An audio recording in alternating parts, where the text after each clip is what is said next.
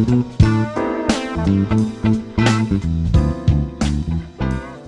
my videos on leadership, I've been pulling from the book, The 21 Irrefutable Laws of Leadership by John Maxwell. And in that book, John says that leadership is influence. Nothing more, nothing less. And I believe one of the best ways to build your influence is to add value. Because the bottom line of leadership is not advancing yourself, but about advancing others. Continuing adding value, helping them, serving them. And you can see this in every aspect of life.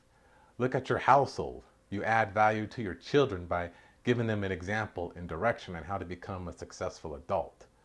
With your spouse or significant other, you're supporting each other in their growth in life and together and with each other.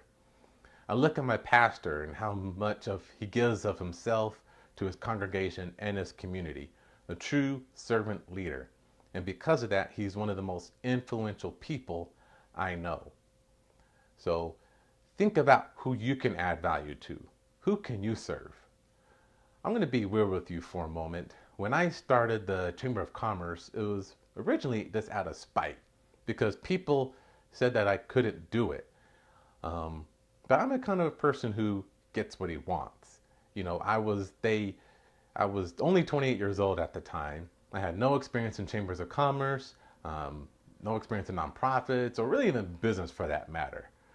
But just that extra motivation saying that I couldn't do it, I was just going to make it happen. But I went about it all wrong because I did it by myself. I was really just about advancing myself. I had people helping me, showing me how a chamber was operated and ran, so I took what they taught me and went out and did it.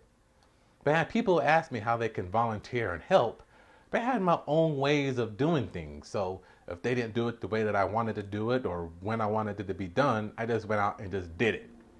So of course the chamber stalled for a while. It was just sitting. It wasn't until that I slowed down, began to share my vision and educate others, shared the network that I built, that the chamber really began to grow. And I found that it's better if I didn't do it by myself. There's other people that have better skills and a better network than I have. And we just worked with each other and just exposed each other's skills at network. And then our chamber began to grow. Now we're seeing real value being added to our members. More corporations and government are now supporting us. We're seen as kind of like a real chamber now. And I see my influence now growing exponentially. And because of that, I'm able to add more value.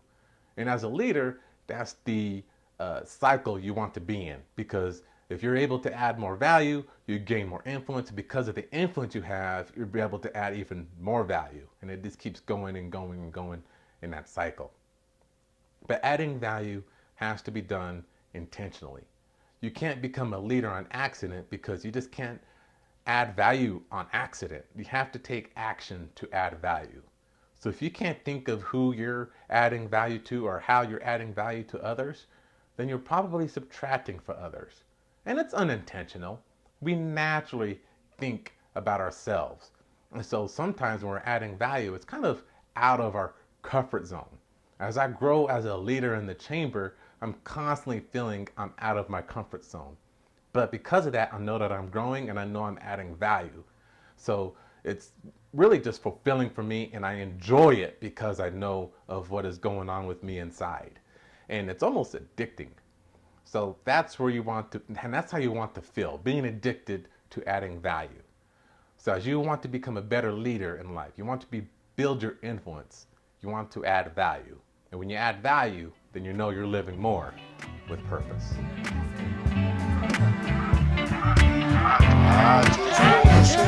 I just wanna